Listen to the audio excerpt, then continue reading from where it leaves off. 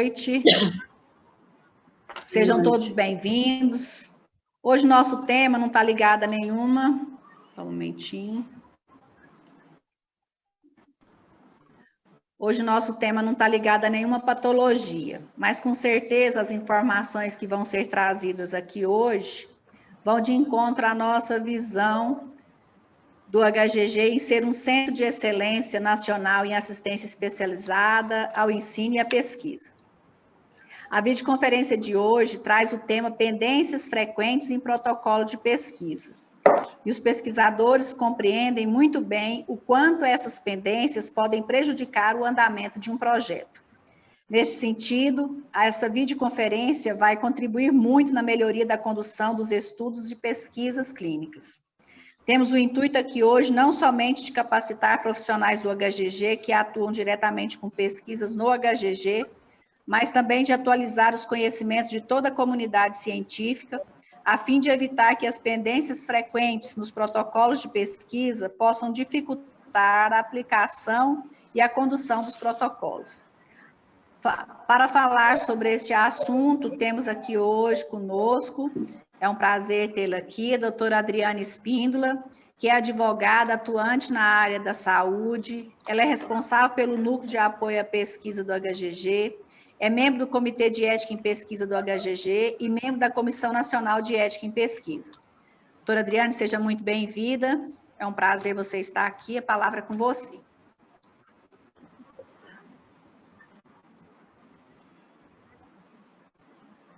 Muito obrigada.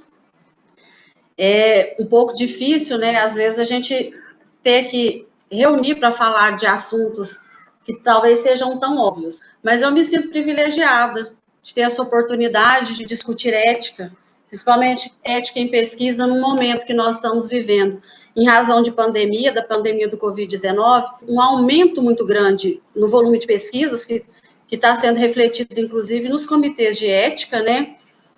Nas análises éticas que estão sendo feitas, e a produção científica, ela tem acontecido a todo vapor.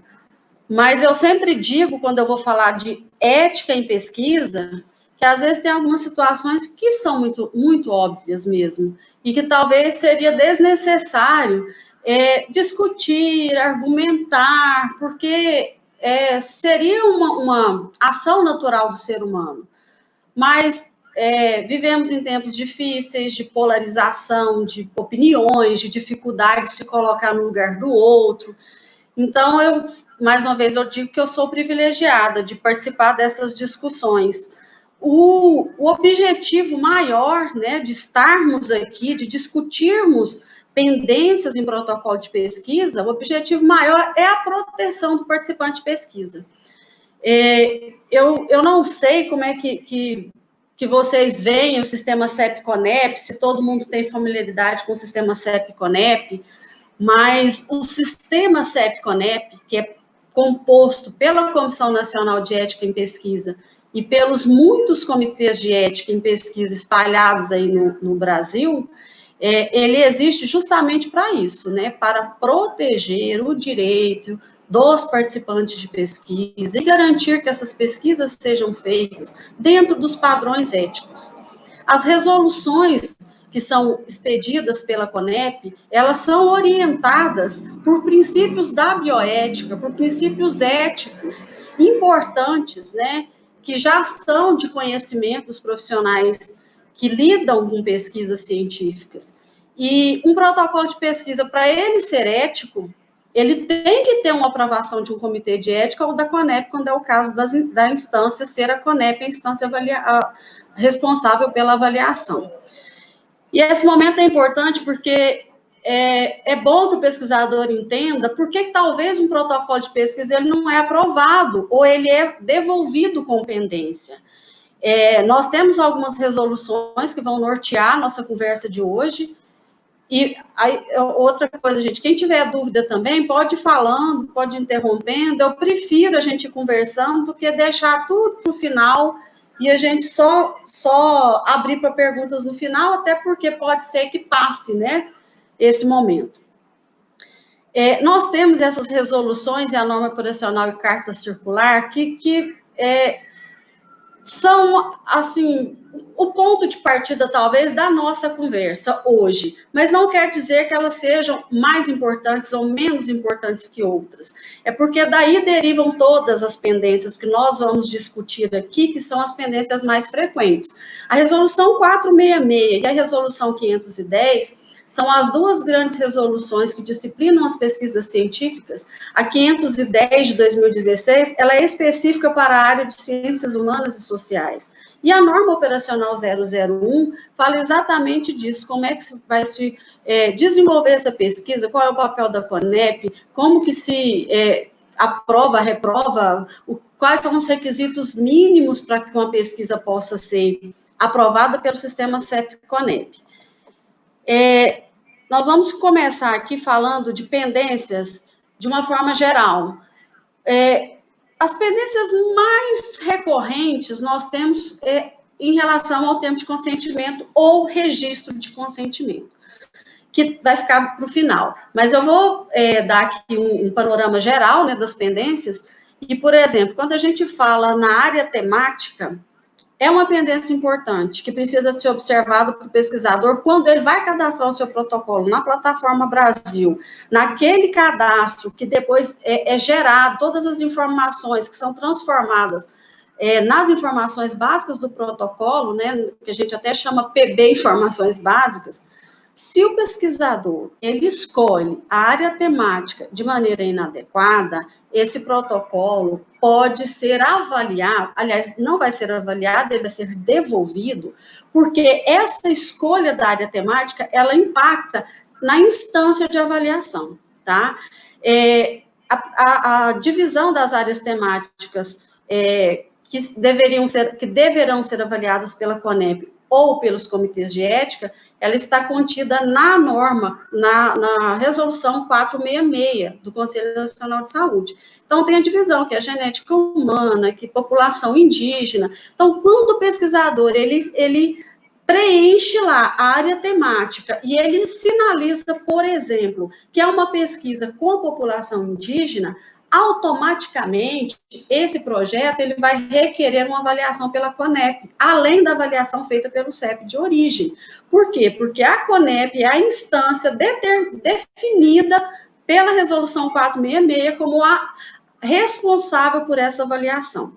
Então, por vezes, se o pesquisador não marca a área temática correta, ou vai ocorrer de não ser enviado para a CONEP, quando for ela a instância de avaliação, ou talvez ser enviado de forma equivocada para a CONEP, sendo que a instância de avaliação inicial seria o próprio CEP. Muitos pesquisadores ainda citam a resolução 196. A resolução 196, ela foi revogada pela 466, de 2012. A 196 é exatamente 1996. Então, quando o pesquisador cita essa resolução, as instâncias que estão avaliando esse protocolo, elas entendem que ele está desatualizado em relação aos direitos dos participantes, aos procedimentos atuais, os procedimentos éticos atuais que norteiam as pesquisas.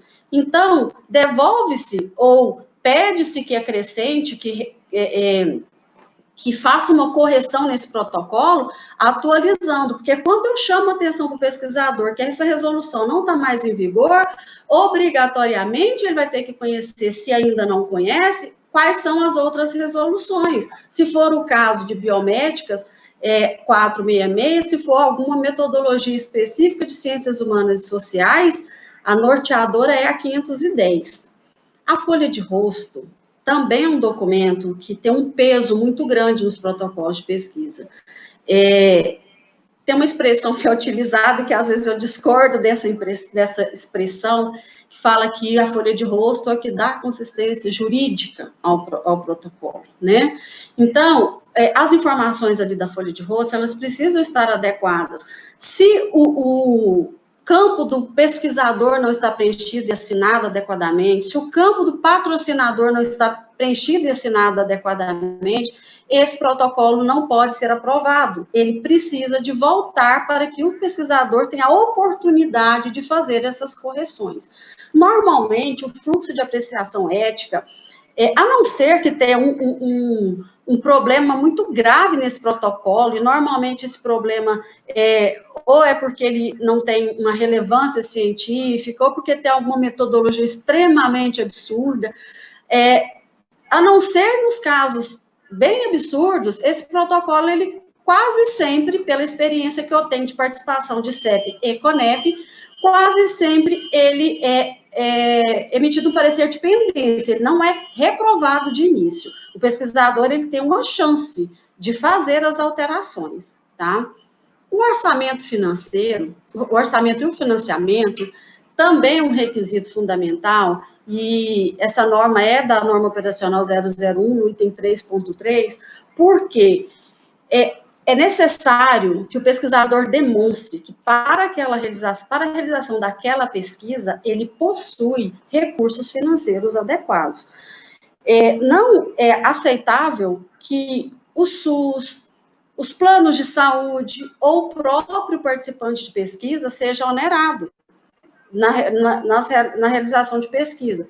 Então, se eu estou apresentando, se o pesquisador apresenta uma pesquisa e diz que tem um orçamento de R$500, mas essa pesquisa ela está prevendo a realização de exames, de consultas, deslocamentos, fica conflitante. Se eu não posso onerar nem plano de saúde, nem SUS e nem o participante, mas eu não tenho um orçamento para pesquisa, tem alguma coisa que não está adequada.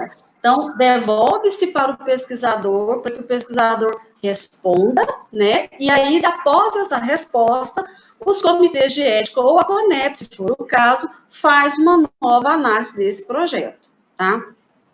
O cronograma também é um item que, assim, de forma recorrente, a gente observa inadequação.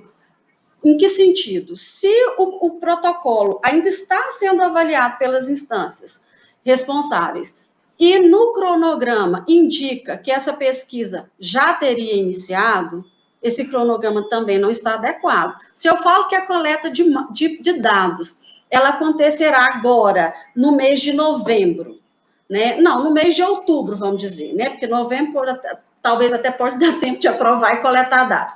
Mas se eu coloco lá que a minha pesquisa iniciou em outubro de 2020, mas a apreciação ética ela vai ocorrer em novembro de 2020, ele está inadequado. Sim, por quê? Porque está dizendo que a coleta de dados vai acontecer ou já aconteceu. E o sistema CEP-CONEP tem todo um cuidado de não avaliar pesquisas que já aconteceram. Por quê? Porque perde-se, se isso for feito, perde-se o objetivo, o objeto da avaliação ética, que é justamente garantir que os direitos dos participantes de pesquisa sejam respeitados. Se algo já aconteceu, eu não tenho como modificar nem nada que tenha acontecido ali dentro. Então, o cronograma ele precisa estar adequado à metodologia apresentada.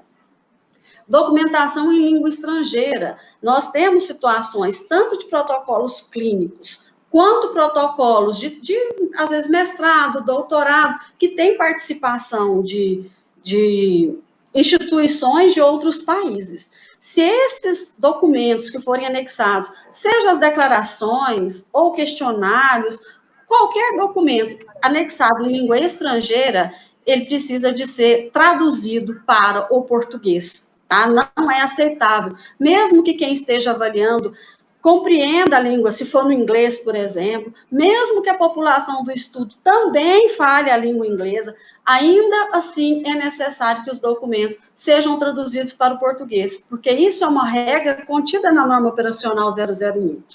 A aprovação ética no país de origem. Quando você tem aí, a gente fala mais uma vez, principalmente assim, que é muito recorrente em protocolos clínicos, é necessário, a gente precisa de ter a garantia que lá, naquele país onde está sendo originada a pesquisa, também está dentro dos padrões éticos. Então, essa aprovação ética, ela é necessária para o desenvolvimento de um protocolo de pesquisa no Brasil. Gente, eu acho que eu falo depressa. Se por acaso alguém quiser fazer alguma pergunta e, de repente, não tiver oportunidade de interromper, não quiser, faz um aceno aí com a mão, né? Tem uma abinha aí do lado, acho que no bate-papo, alguma coisa assim, ou pode falar mesmo. Eu não me incomodo de maneira nenhuma, tá? De vocês esclarecerem alguma dúvida, se por acaso existir. Então, vamos fazer o seguinte, como os microfones são bloqueados, quando a pessoa quiser fazer pergunta, é só levantar a mão, que aí eu libero para eles, tá? Ótimo, ótimo. Então, tá. Instituição e coparticipante. Aí, na última avaliação que eu fiz, em um protocolo de pesquisa, eu percebi esta confusão, tá? Protocolo de pesquisa, ele precisa de ter a definição qual é a instituição participante para que se defina, inclusive, responsabilidades. Então, às vezes, existe uma confusão na cabeça do pesquisador de compreender quando é que ele identifica aquela instituição como sendo a proponente ou como sendo co-participante. A documentação, inclusive, das duas instituições, elas são diferentes. A instituição proponente assina, o responsável pela instituição proponente assina a folha de rosto. O responsável pela instituição co-participante, ele concede, ele concorda, ele anexa uma declaração de anuência. Então, são documentos diferentes e os papéis dessas instituições também são diferentes. A instituição proponente é aquela instituição a qual o pesquisador responsável está vinculado. Então, essa é a instituição que vai se responsabilizar pela pesquisa.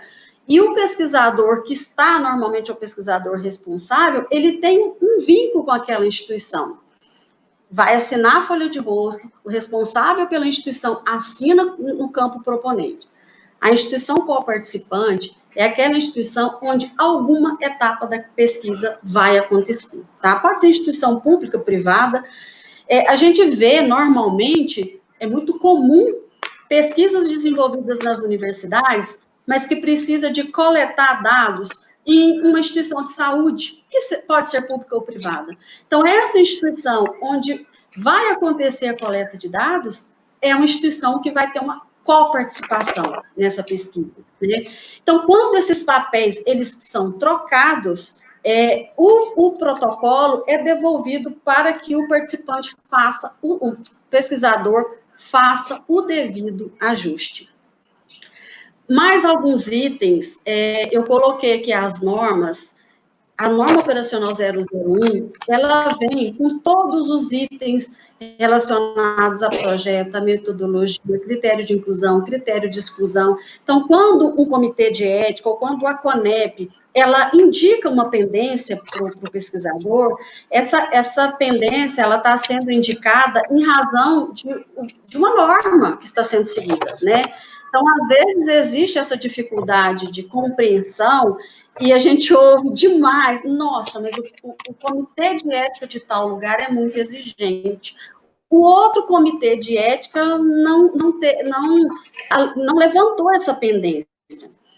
Então, assim, outro ponto que é muito importante, que fique claro para os pesquisadores, normatizar ética é desafiador e impossível.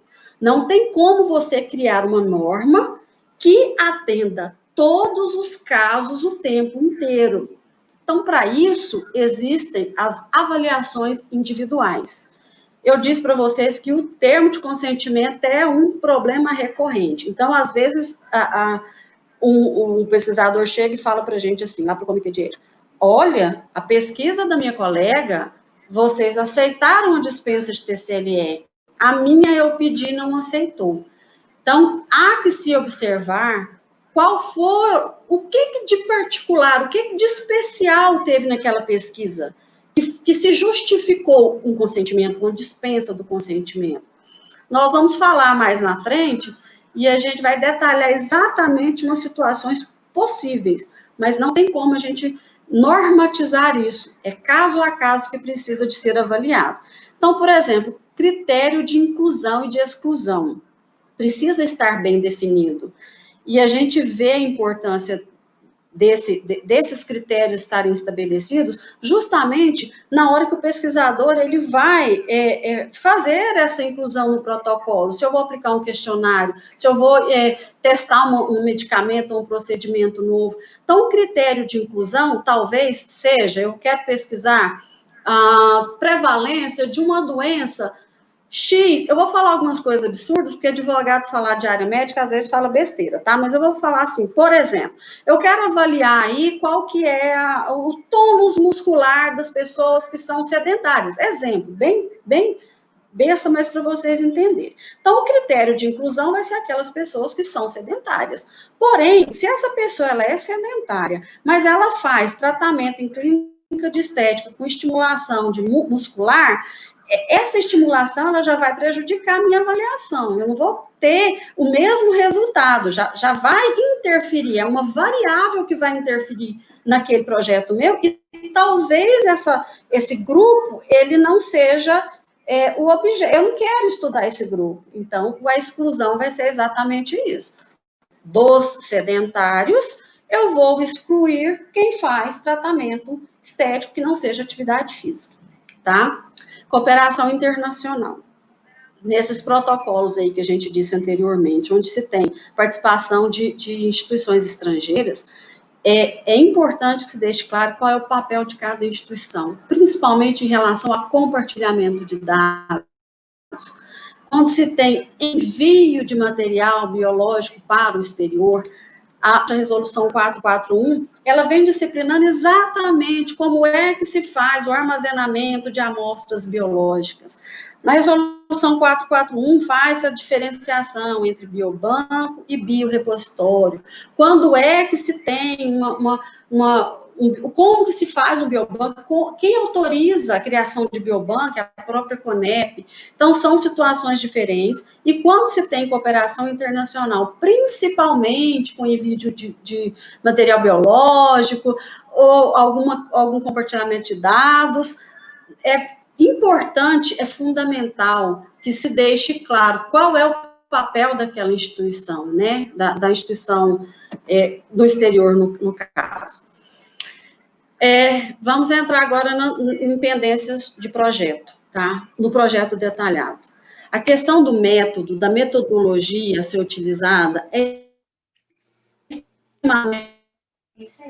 fundamental, né? Porque quando se faz essa avaliação de métodos, os comitês de ética têm a condição de avaliar se aquele método está eticamente aceitável ou não. E aí a gente percebe, às vezes até é assustador, por exemplo, um assunto uma vez que eu ouvi num evento e me chamou muita atenção. Uma pesquisa onde se testaria um medicamento injetável em crianças, e aí você iria usar placebo, o placebo, no caso, seria um soro fisiológico, crianças de 2 anos de idade, e aí você aplicaria o medicamento testado em um grupo, e o soro fisiológico num grupo de 2 anos de idade. Então, essa avaliação dessa metodologia, apesar de que o sistema CEP-CONEB, ele não interfere na metodologia, mas quando essa metodologia, ela está bem inadequada, de forma gritante, esse projeto, ele precisa de ser reformulado, ou talvez ele nem possa ser executado, né? Então, é necessário, e também é mais uma orientação da norma operacional 001, que esse método, ele seja detalhado, tenha uma descrição detalhada de todos esses procedimentos, principalmente dos procedimentos que possam ser significativos para o participante de pesquisa, como é que serão recrutados, como é que se vai fazer essa abordagem. Então, esse detalhamento do projeto, e às vezes os protocolos, eles são devolvidos para o pesquisador fazer alterações, porque não existe essa descrição adequada, tá? Uma das enquetes que eu pedi, Frank, eu não sei se você consegue, eu queria saber de vocês, quem conhece a resolução 510?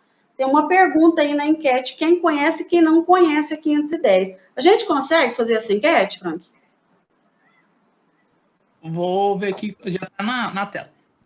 É lá no finalzinho. Mas é bom a gente saber também, se você já puder, porque essa é a pergunta 1, né? Eu ia pular essa pergunta. É já a quarta pergunta. Conhece a resolução 510. Mas respondam, é bom para a gente conhecer, né? Se vocês puderem responder aí, qual que é o perfil de vocês, se é pesquisador, membro de CEP, é só clicar em cima.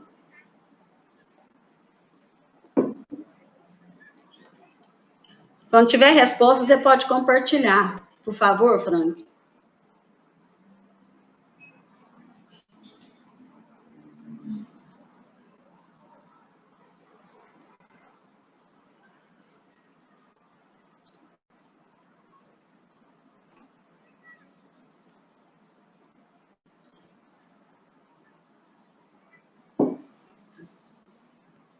Podemos seguir? Tem um resultado?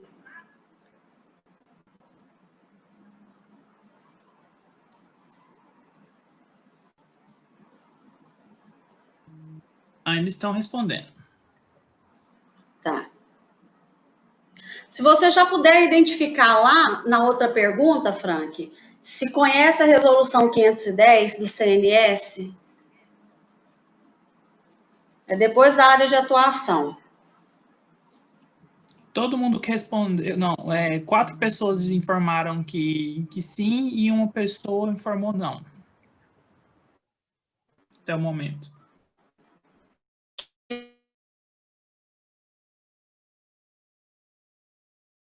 Quem conhece a resolução? Ah, você já passou todas as perguntas? Você já passou todas de uma vez? Sim, o Guilherme, quando ele criou dessa forma, aí... Mas não tem problema, não. Não tem problema, não. Quer dizer, a maioria conhece a resolução 510, ótimo. Então, vamos falar um pouquinho sobre o processo de consentimento e o registro de consentimento. Eu só queria saber qual é o conhecimento de vocês em relação a 510. Nas pesquisas, cuja metodologia utilizada é de ciências humanas e sociais, aplica-se o previsto na resolução 510. E existe uma diferença muito importante nessa metodologia, especialmente em relação ao processo de consentimento. O registro de consentimento ou assentimento, como o próprio nome diz, é um momento, é um meio pelo qual o pesquisador ele obtém do participante de pesquisa a autorização, no caso do consentimento, ou a concordância, no caso do assentimento, para a realização da pesquisa. Porém, até que se chegue a esse registro, existe um caminho a ser percorrido, que é o que nós identificamos, e a própria resolução 510 traz isso de forma clara, que é justamente esse processo de consentimento. Então, na área de ciências humanas e sociais, às vezes nós vamos nos deparar com pesquisas muito específicas, e que a população, os participantes de pesquisa, eles são assim, apresentam uma vulnerabilidade muito grande e uma dificuldade, talvez, de falar dos seus problemas, de se abrir em relação àquele assunto pesquisado. Então, esse processo de consentimento é um momento, inclusive, do próprio pesquisador, através dessa relação de confiança que existe, que deve existir entre o participante de pesquisa e o pesquisador, todo o caminho que se percorre até chegar ao momento final. Então, quando não é descrito como se dará esse processo, esse projeto ele precisa de ser adequado, porque é necessário, para avaliação ética, o conhecimento de como será feito este processo até chegar-se ao consentimento. É uma previsão do artigo 4º da Resolução 510. Já sobre o registro de consentimento e assentimento, está previsto o artigo 15. E, assim, só lembrando que a Resolução 510, ela trouxe inovações em relação a essa forma de registro. Por isso que a gente chama de registro de consentimento e não termo de consentimento. O termo de consentimento é a modalidade escrita do registro. Mas a 510, ela prevê outras formas de registro. Pode ser filmagens, gravações. Por que isso? Se, por exemplo, eu estou fazendo uma pesquisa etnográfica, eu estou fazendo uma pesquisa para identificar os hábitos culturais de uma população, por exemplo, como uma população indígena não aldeada, que não tem contato, talvez, com a nossa língua, inclusive, que a gente observa, acontece isso também, né? Ou alguma população que não tem o domínio da escrita, por exemplo, da leitura e da escrita. Então, permite-se, através da Resolução 510, que outras formas de consentimento sejam utilizadas. E isso é extremamente importante, é uma particularidade das pesquisas de ciências humanas e sociais, um avanço, inclusive. Em relação ao registro de consentimento, que eu disse que talvez seja um ponto... Gente, até aqui tudo bem? Tá ok? Estou falando muito rápido? Querem interromper? Querem fazer alguma pergunta?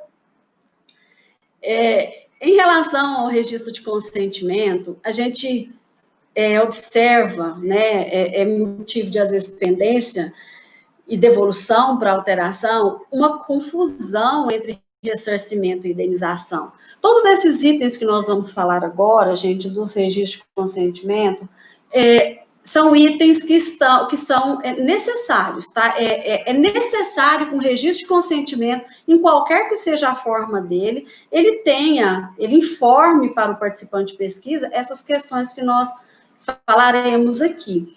Várias são comuns às pesquisas humanas e sociais e biomédicas, e quando a gente perceber que tem alguma diferença, porque eu procurei pegar os assuntos que englobariam as duas áreas do conhecimento, mas alguma especificidade a gente pode falar aqui de forma individualizada. Então, o ressarcimento é justamente você ressarcir mesmo na palavra, é você compensar, você devolver um valor que foi gasto pelo participante de pesquisa, é uma despesa, é você cobrir uma despesa que o participante de pesquisa teve, então você vai devolver a ele aquele valor que gastou naquela pesquisa.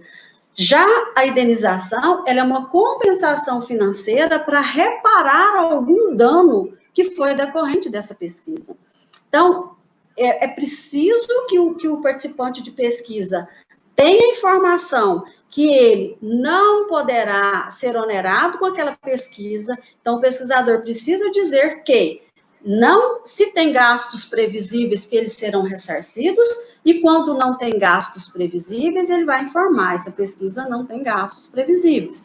E já a indenização, o participante, ele também tem o direito de ser informado que, caso ocorra algum dano decorrente daquela pesquisa, ele tem direito a buscar a indenização, tá?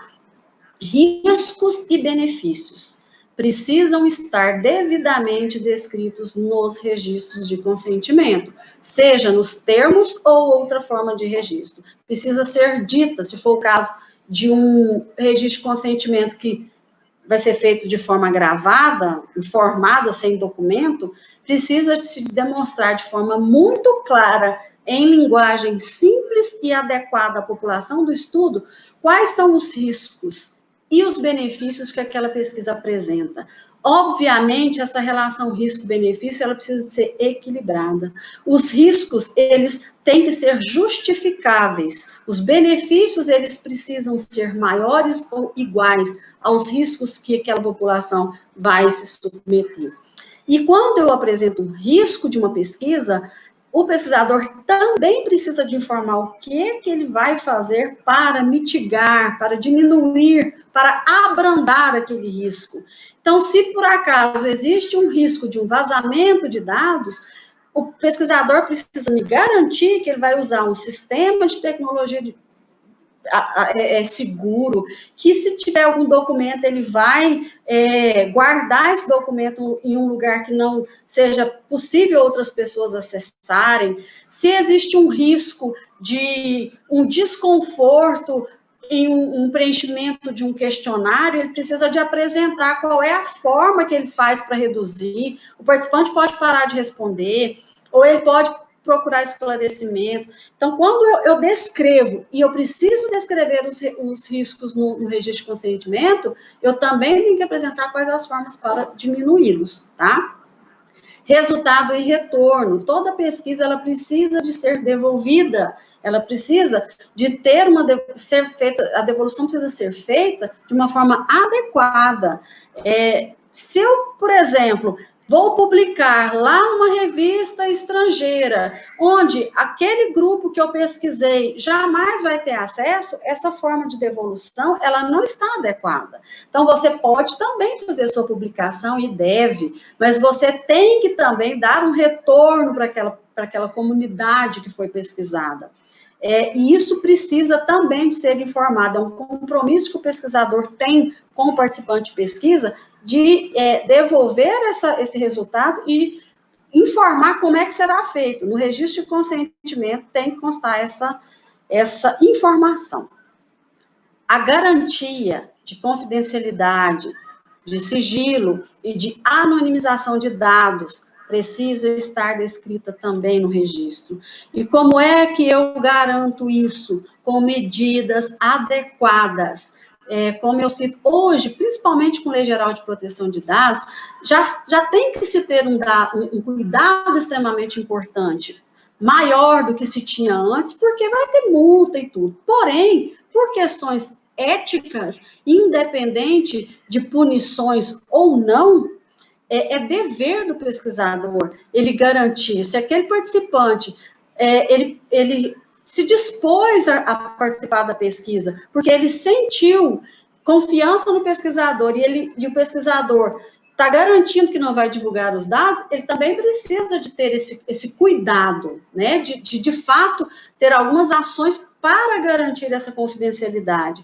E os dados também, quando forem divulgados, compartilhados, precisam de ser anonimizados, e de uma forma também adequada. Se eu estou fazendo uma pesquisa em uma população de fácil identificação, eu preciso criar meios para quando eu divulgar os dados daquela pesquisa, aquela população não possa ser identificada, porque a identificação, ela não é só quando você coloca o nome, a foto.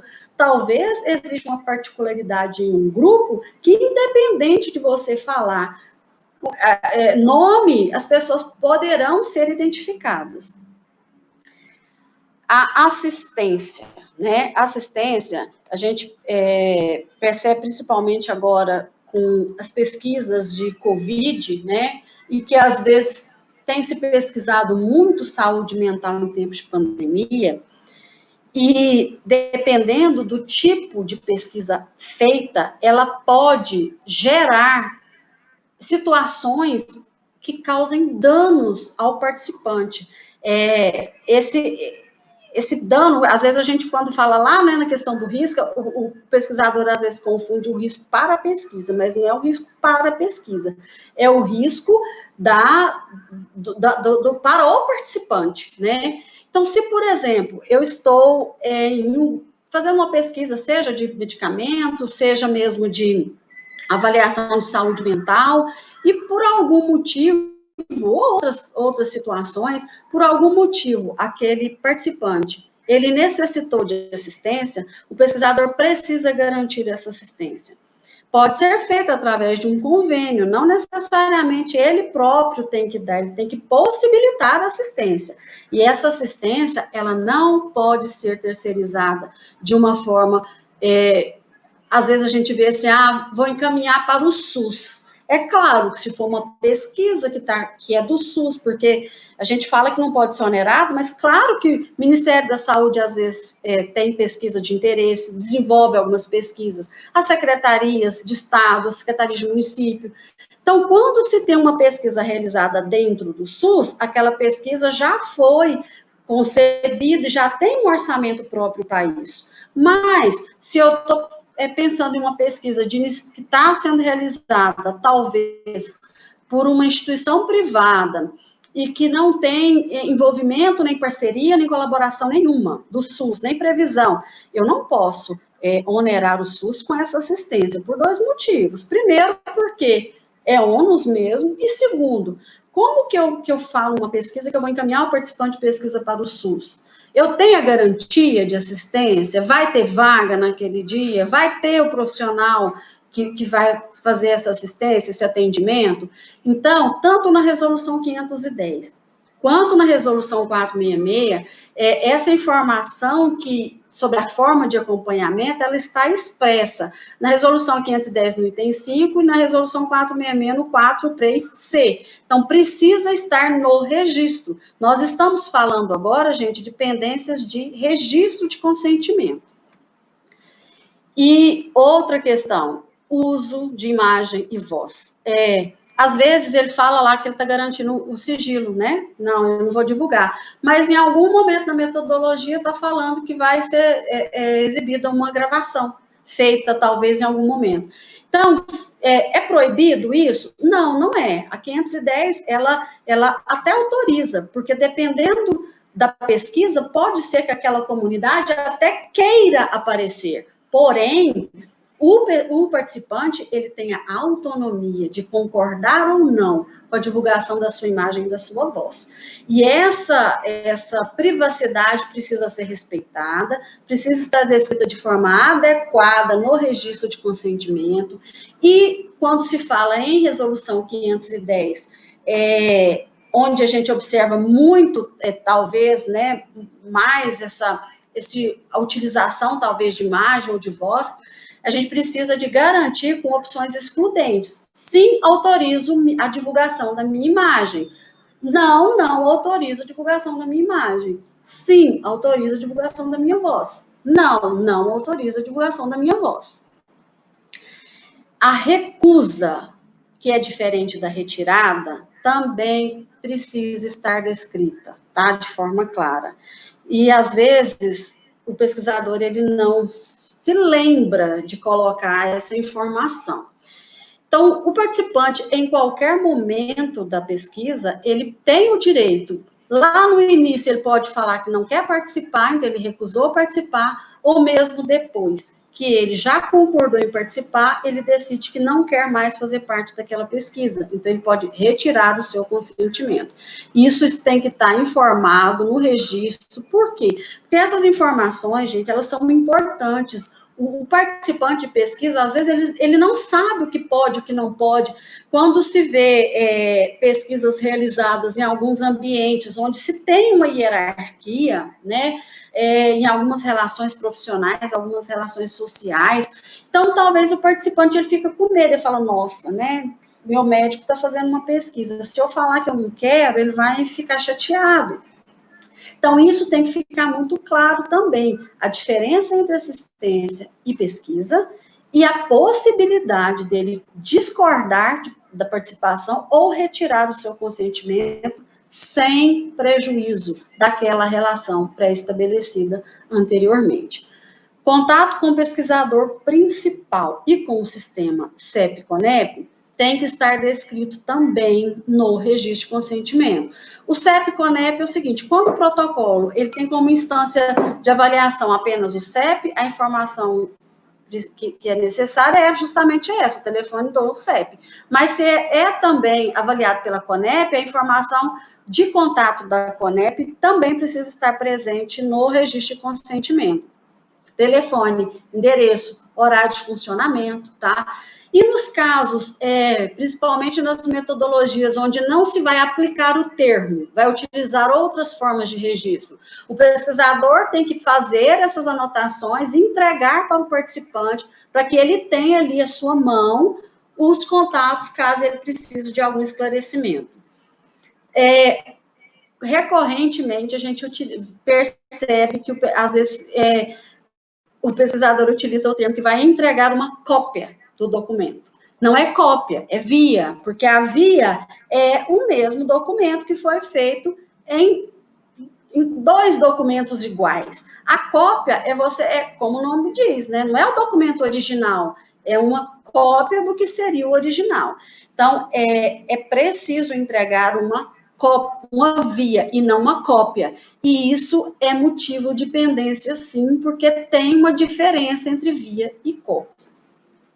A descrição dos procedimentos nós já falamos atrás, dos métodos, né, da metodologia, o uso da imagem e voz também eu já disse atrás, e o armazenamento por 5 anos. Essa informação também precisa estar no registro como um compromisso do pesquisador.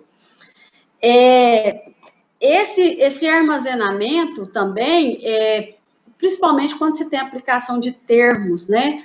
Hoje, com a pandemia, a gente, às vezes, se depara com os TCLS eletrônicos, né? Então, quando a gente falou lá atrás de entregar, de via, de cópia, quando o TCLE, porque eu estou falando em termo mesmo, não é outra forma de registro, quando é aplicado de forma virtual, que é uma novidade em relação à Covid-19, o pesquisador precisa destacar para o participante de pesquisa a necessidade de guardar esse documento, tá? Justamente por quê? Porque ali tem as informações relevantes sobre a pesquisa. E aí agora um ponto complicado e que gera desgaste, que é a dispensa do TCLE. Como eu disse, né, no início lá da nossa conversa aqui, às vezes um pesquisador chega e fala assim, nossa, mas da minha colega teve a dispensa, por que vocês não dispensaram o meu? Porque são situações diferentes. E a gente tem muita alegação e muito pedido de dispensa de TCLE quando vai se fazer uma consulta com dados retrospectivos de prontuário. E aí eu queria trazer para vocês aqui o que o Código de Ética Médica, nós já até estamos encerrando, tá? Esse assunto eu deixei para o final mesmo. Eu trouxe aqui o que o Código de Ética Médica diz sobre isso, né? E a gente pode falar um pouquinho também em quais situações a gente poderia pensar em dispensar ou não, né, um termo de consentimento. É vedado, é proibido. Existe essa necessidade, gente, de distinguir o que é uma pesquisa e o que é uma ação de assistência. O pesquisador, ele precisa informar ao participante de pesquisa quais são as atividades que são relativas à pesquisa, quais são as atividades que são inerentes da assistência. Então, quando nós, às vezes, somos procurados e questionados, por que não dispensa? São dados de prontuário, eu sou médico, eu sou psicólogo, eu sou fisioterapeuta, enfim, eu dou assistência para aquele paciente. Uma coisa é o paciente procurar uma instituição de saúde para ter uma assistência, outra coisa é aquela instituição utilizar aqueles dados que lhe foram confiados para uma assistência para finalidades de pesquisa sem o conhecimento e sem o consentimento do paciente. Inclusive, o próprio Código de Ética Médica, ele fala que tem um capítulo específico para pesquisa, né, que fala-se sobre pesquisas com seres humanos. Então, o Código de Ética Médica diz que é vedado ao médico deixar de obter do paciente ou do seu representante legal o termo de consentimento livre e esclarecido. Aqui é o termo mesmo, é o documento, porque nós estamos falando aqui de questões de acesso a prontuário, de tratamentos de pesquisa, enfim, são autorizações que precisam ser feitas de forma expressa, e essa previsão está na Resolução 466.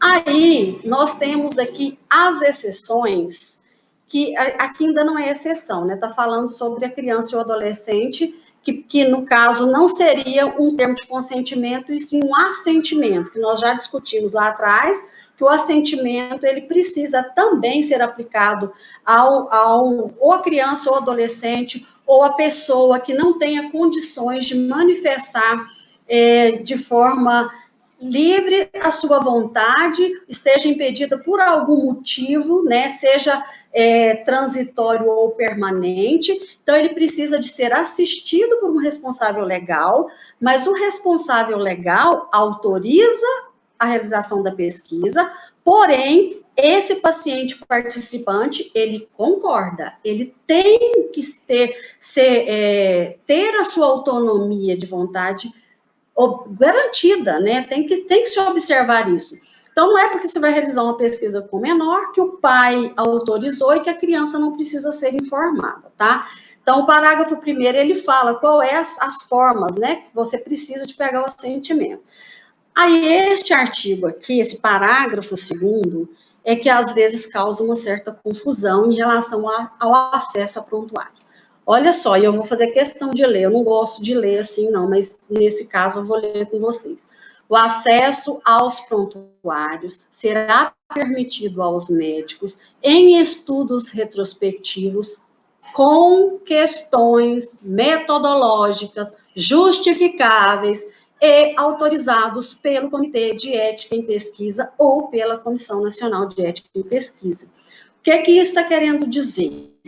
Lá, vocês lembram no início, é proibido. O médico não pode fazer um procedimento de pesquisa sem autorização. Porém, eu tenho o parágrafo 2º, que é uma exceção. Mas aqui no parágrafo 2º, não está escrito que é permitido ao médico ter acesso ao prontuário sem autorização do paciente, quando for estudo retrospectivo. Aqui não diz isso. Aqui diz que em alguns estudos, olha, em estudos retrospectivos, com questões metodológicas justificáveis. Então, falta de tempo para entregar o meu TCC não é uma questão justificável. Número de participantes muito grande, eu vou ter muito trabalho para coletar essa autorização, não é justificável. O que se poderia entender como justificável? Talvez um procedimento emergencial, uma situação que precisa de ser estudada naquele momento, tá? E que talvez essa coleta de assinatura, essa autorização, implique em um prejuízo no desenvolvimento dessa pesquisa. Então, tem que ter uma justificativa plausível para que essa dispensa ocorra, tá? Não é uma regra que toda pesquisa em prontuário ela precisa de ter uma dispensa. Ela é permitido, né, que se tenha essa dispensa. Então, quando a gente fala, as pessoas às vezes perguntam, pode, não pode? Depende, cada caso precisa de ser avaliado de forma muito especial, com um olhar, e isso é normalmente objeto de discussão e de análise bem criteriosa. Por exemplo, em época de pandemia, tá? Se por acaso eu tenho um participante de pesquisa que é um usuário de uma unidade de saúde, que naquele momento está fazendo as consultas de forma, através da telemedicina, ou mesmo não está indo no hospital nem para fazer o seu tratamento de saúde, por questões mesmo de prevenção, é incoerente que eu chame aquele paciente ali só para pegar a assinatura dele. Então, nesses casos, a gente tem que fazer todo um estudo, se a pesquisa é muito relevante, se o momento para que ela aconteça é aquele momento, se o acesso ao prontuário é fundamental, eu preciso de ter aqueles dados para eu realizar minha pesquisa.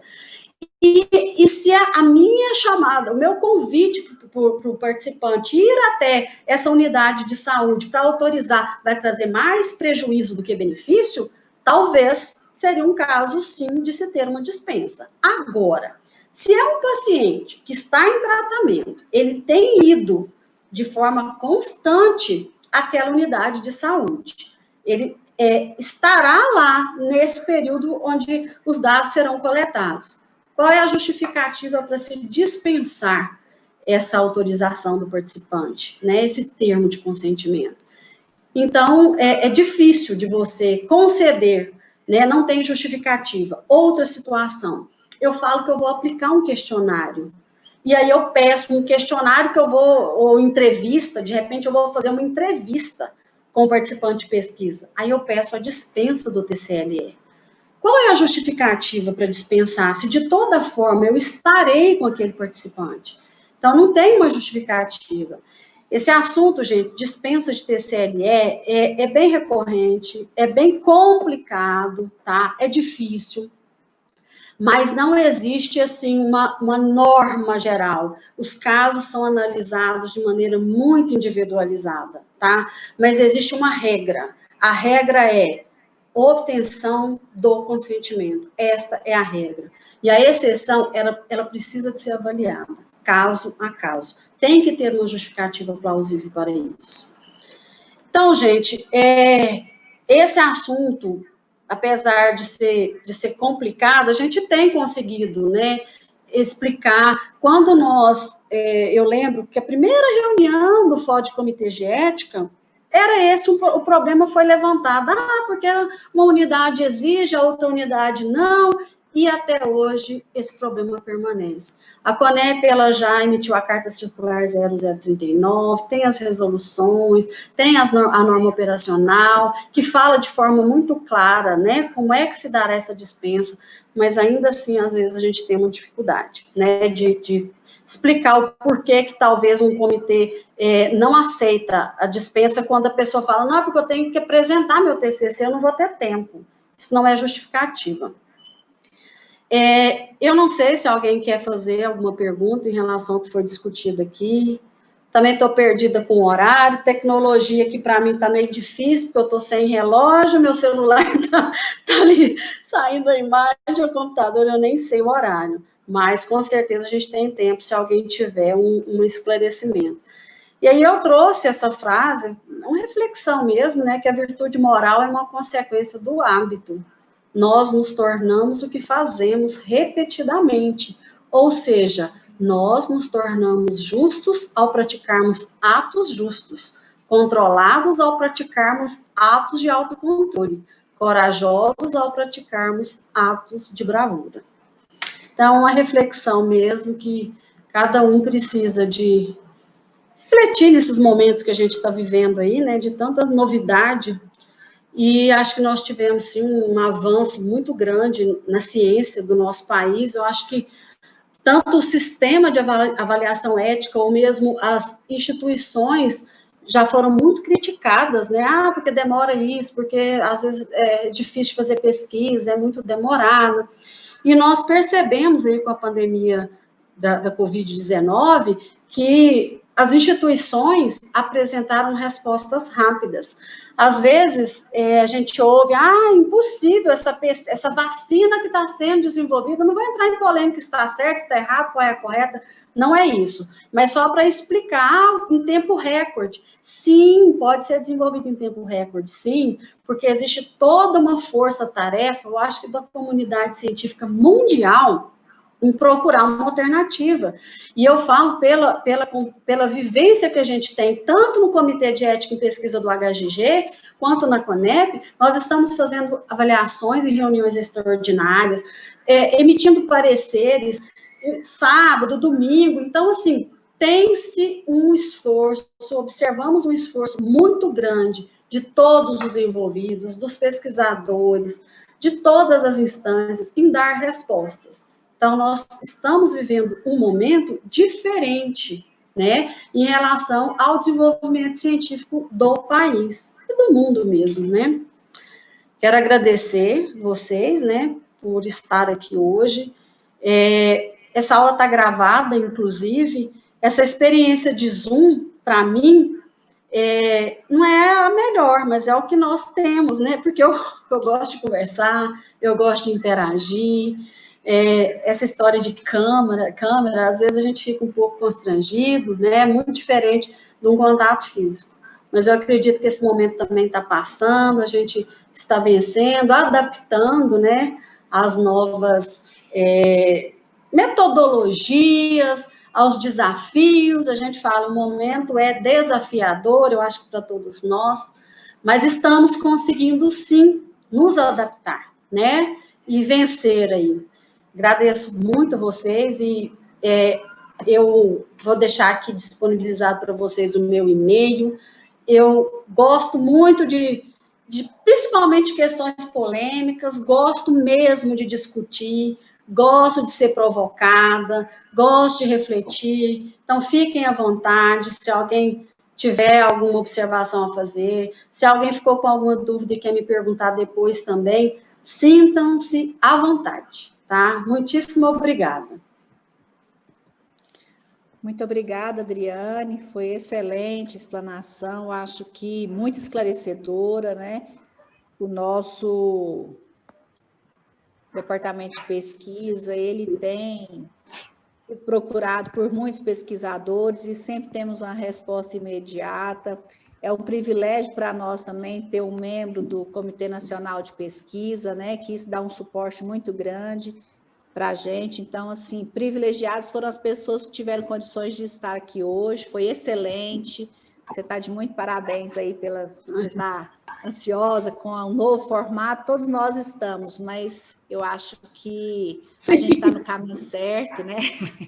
E o HGG, mais uma vez, sai na frente, né? Igual falando, a nossa visão de ser um centro de excelência, não só no ensino, mas na pesquisa também, né? Então, as pesquisas que saem do HGG têm uma qualidade muito grande, justamente por isso. Então, a gente agradece, só tem aqui elogios e agradecimentos, não tem nenhuma pergunta, mas a Lucy está aqui, ela está apta, né? A gente funciona todos os dias até às 18 horas, então as perguntas, as dúvidas podem ser encaminhadas para o nosso departamento de pesquisa, e a gente vai dando suporte aí para o pessoal na medida do possível. Os projetos têm se liberado rapidamente, é o que você tem falado, os membros têm trabalhado no final de semana, à noite, para liberar o quanto antes essas pesquisas, esses projetos, né?